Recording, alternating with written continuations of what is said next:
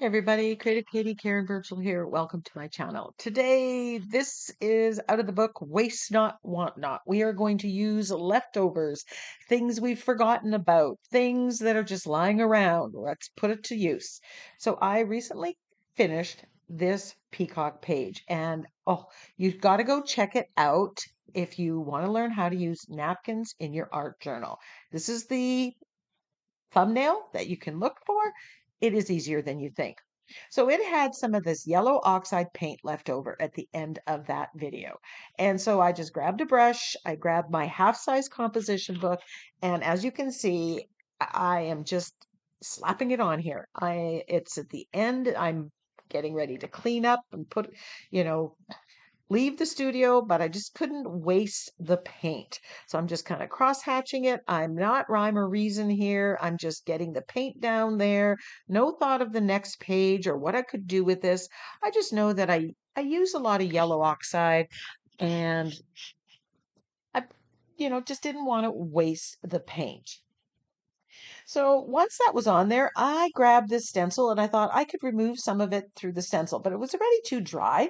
So I put a little bit of rubbing alcohol on the baby wipe or just a baby wipe. And that's just enough to lift the paint through the stencil. This is adding texture and pattern. And again, this stencil was just laying there. It was something that I had not yet put away. It's not a forgotten supply because I really love it, but it's one that was just within arm's reach. And I just didn't want to overthink anything on this page. So a couple weeks later, I grabbed this half-size composition book and decided I'm going to do another quick page, focusing on using things that I don't normally use, things that I've been storing instead of using, like this stamp. It's great script stamp, kind of old English. It's just adding some grunge to the background, a little bit of pattern, a little bit of interest. That's all it's intending to do. And I'm using my black archival ink with that. Kind of grunged it up. I love how I've actually managed to keep some white space here. Now, this stamp came from a whole set. It was just an isolated piece, again, something that I've been storing. But when I pulled it out, I thought, oh, it kind of reminded me of a flower head, a little bit like lavender. And then I thought, oh, I bet you blue, Prussian blue, is going to go really good against that yellow oxide. And so I'm just making some botanical stamps here. I'm not worried about being so perfect, getting a perfect stamp. I just want this kind of as part of the background. I really have no plan. I'm thinking, oh, I guess it could be a focal image. It could be just a botanical feel to it. Then I decide, oh, I like it on the one side. I just want to keep going. And I'm thinking to here, it's like, oh, if I did the head and then kind of built up that head, I could make it a taller flower stalk with this. So when you grab things that you don't normally use, sometimes you come up with ways of using them. You've got to put ink on them. You got to put paint on them to really figure out how to use them. So here I'm just kind of overstamping, getting a little bit darker.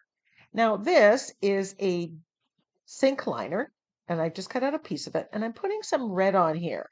I'm thinking maybe I'll find a red focal image that will go. So I wanted to introduce the red into the background. And just a little bit of wavy lines. So you don't have to break the bank to have great stamps. Just a walk through Dollar Tree and their trivets and their sink liners. There's a lot of texture there that can all be used as stamps and stencils. Now, these are woodless charcoal pencils. They come in soft, medium, and hard. I'm using the soft one, and I'm going to use that to edge my page. Again, this is a supply that I used to use a lot, but I don't. I tend to always do same old, same old. And today was about dusting things off, use it or lose it. If you're not going to use those supplies, rehome them, take them to the thrift store, uh, donate them to a school. But, until I give it another try, it's like, oh, I forgot about this. I really enjoyed using it. And using the charcoal pencil, I just kind of scribble it on and then rub it on. It gives this muted kind of look that's really different from any other shading that I do. So I'm going to dig these out more too. Then I grabbed this bookwormy creature. I just love him. He's been sitting on my desk for quite a while, waiting for the perfect page. I'm sure that this is the perfect page. You might see him again, but I'm going to glue him down with some fluid matte medium. He's just printed out on copy paper. I believe I got him this printable from supercoloring.com, but I'm not 100% sure.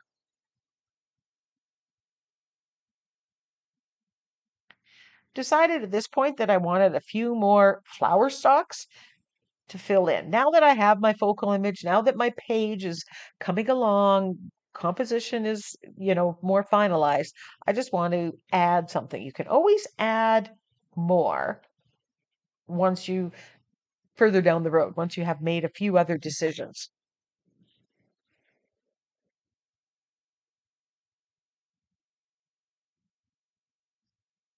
This was in my scrap pile. This is a sentiment that I had printed out onto tissue paper. I usually print it out twice because sometimes something happens to it. It rips, it tears, it something. So this was just leftovers again. And I'm just cutting the excess off. And then I'm just going to rearrange it on my page. So I'm not spending time looking through my multitude of sentiments or looking for stamps. I'm just grab something that works.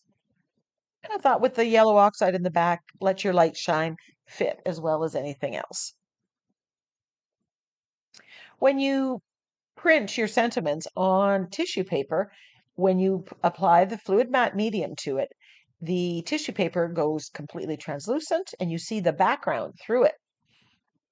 So it's a great way of getting a sentiment there without that white.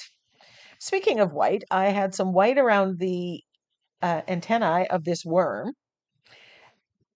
that I was too lazy to fussy cut out. So I just decided I'm going to grab some yellow oxide here and paint out the background, paint out the white. And I think I grabbed something and I kind of crumpled it up to get some texture in it so it wasn't all so noticeably flat and matte. Yeah, there we go. Just kind of grabbed the same old stencil and used it. Now, remember I said I wanted the focal image to be red, and I put red in the background. So I decided to paint the worm. At this point, it's okay. And then I paint his head. And almost instantly, I thought, I don't like it. But I finish,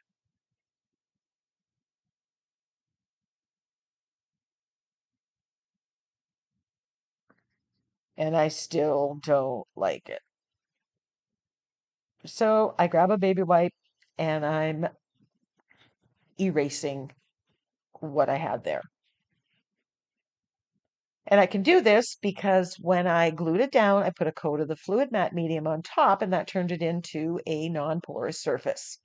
And I can get enough of that color off, take it back to square one, and start over. Either leave it white, which was I was going to do that and just touch up it with white gesso. Then I thought green. So I grabbed the yellow green and put it on, and I'm going, okay, inchworm, this works. This works. And then I'm adding bright green, another darker green on top, just to get it kind of a mottled kind of look. I think about my pit markers, another wonderful, high quality craft material that I do not use enough. And I just grab it and I'm outlining the antennae with a couple shades of green. I believe it's India ink inside, so they're permanent when they dry. But for a couple seconds, if you put it on a non-porous surface, you can smudge them. And that's what I'm doing here. I'm kind of dotting it on and then smudging it with my finger. And I'm using blue. And what this does is it ties the worm color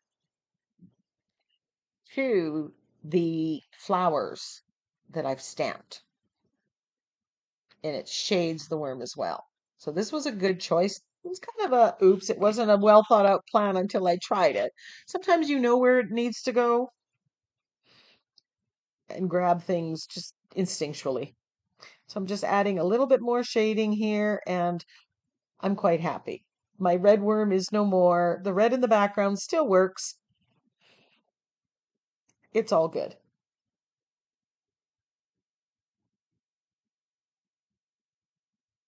And I used a couple of my supplies. Do you have supplies that you're storing, not using? Put them on your use it or lose it list and start creating with them. Rediscover them or rehome them.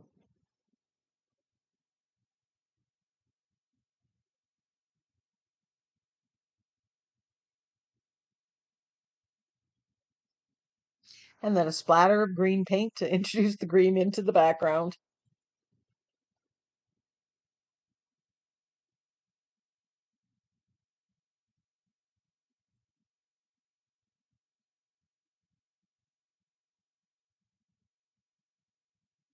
And then for fun, I'm going to use some glossy accents on the glasses. That's going to make it shiny, so it's going to kind of reflect. So I cleared it, and I'm just putting quite a bit. It comes out cloudy, it dries perfectly clear. It's not recommended to use a heat tool to dry it. You just have to set it aside and be patient, but don't close the book because it'll stick together.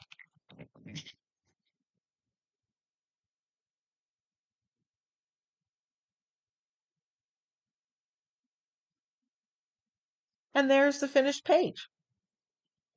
I had fun using supplies and rediscovering things in my stash. Now you go do the same.